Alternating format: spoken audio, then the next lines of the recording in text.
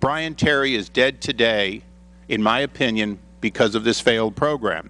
But even today, we will not hear justice taking responsibility. And Mr. Attorney General, today I hope you will not point fingers and say that somehow this is not organic. There is nothing more organic than law enforcement officer being gunned down because of a failure to protect within the Department of Justice.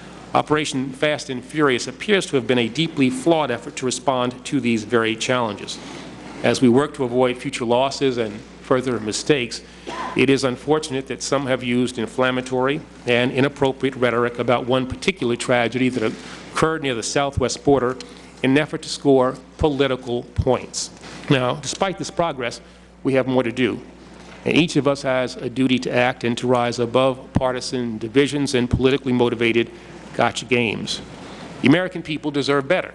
It is time for a new dialogue about these important issues, one that is respectful, responsible, and factual. ATF agents who testified before the House Committee on Oversight and Government Reform this summer explained that the agency's ability to stem the flow of guns from the United States into Mexico suffers from a lack of effective enforcement tools.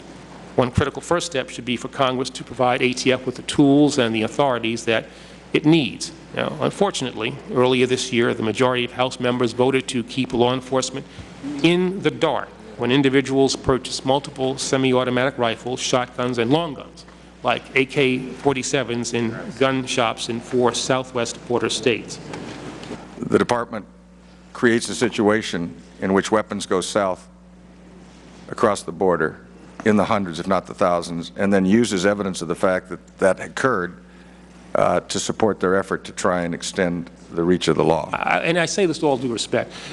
Take a step back and think about the implications of what you're saying, is that the Justice Department came up with a flawed program in order to justify a regulation. I now would go to the questions of emails. This is the documents you refer to. Most of these documents, 5,000 or so, are in fact emails. Mr. Attorney General, I have a question for you. Not one of these emails, in fact, is yours. Aren't you a prolific emailer? No. Don't you email? Yes. Do you have a personal email account, and as well as an Attorney General's email account? I have an email account at the Justice Department, yes. Do you have a personal email? Yes. I'm sorry, but I'm going to ask you a different question. Well, because he understood. No. Look, can I answer that question?